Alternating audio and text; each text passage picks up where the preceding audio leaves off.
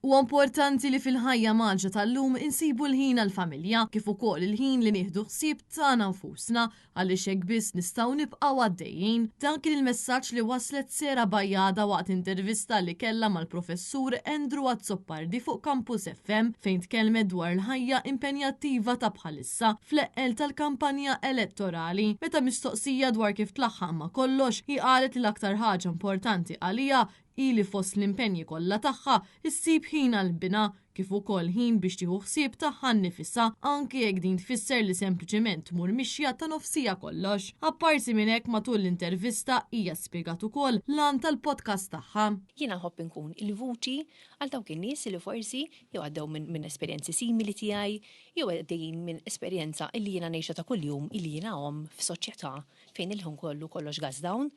Jew inkella ġast kemm aħna nġibu iktar awareness dwar ċertu affarijiet. Ġifieri l-iskop tal-podcast huwa proprjament hekk fejn aħna din nitkellmu pereżempju dwar il-fatt li aħna bħala nisa jiena illum il-ġurnata jiena naħdem għandi karriera jekk jiena naħseb għal iktar tfal. Bla ma naf jiena ħajkolli nersaq lura mill-karriera tiegħi u din hija xi ħaġa reali li teżisti u li ħafna nies jaffrontaw. Sera Bajjada qalet li f'dawn l-aħħar xhur esperjenzat numru ta' attakki personali fejn hawnhekk hija appellat lin-nies sabiex jaħsbu sew qabel ma jiktbu xi ħaġa fuq il-midja soċjali għaliex ma tkunx taf minn xi xaddejja dik il-persuna. Li nattakaw il xi ħadd personalment fuq affarijiet li inti ma tkunx taf fuq x'qed titkellem għaliex jiena nitkellem fuq l-istorja tiegħi very openly ħadd ma jaf id-dettalji kollha. Għaldaqstant l-appell tiegħi għan-nies kollha li jkunu lesti li jikkommentaw minix ħanejlek għax iweġġawni, għax l-om il-ġurnata jina tal-limt illi sfortunatament ħajkun hemm nies. But there's always a story behind the story. Illi mhumiex ħajaqblu miegħi, and that's okay. Imma qabel ma nikkummentaw ejja naħsbu.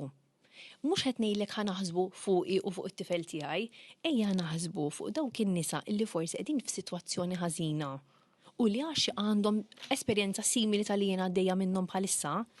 Jaqtaw qalbhom biex jitilqu relationship ħażina għal fatt li jgħidulek jien ħanispiċċa bħal din. Brabta mal-proposti li ressa il-Partit Nazzjonalista f'dawn l-aħħar 3 ġimgħat hija qalet li l-ommijiet żgur li se jibbenefikaw minn tnaqqis ta' medja ta' 30% fil-kontijiet tad-dawl u żieda fil-maternity leave. Qalet ukoll li l-proposti li tressqu jindirizzaw diversi suġġetti li se jgħinu lil kulħadd. Sera Bajjada qalet ukoll li se tibqa' tisma' r-realtajiet tan-nies u tara kif tista' tgħin lil ħaddieħor. Jiena xogħli huwa li nkun hemm barra man-nies, li nisma' n-nies, li nintaqa' ma' nies li vera dejjem il-problemi tagħhom.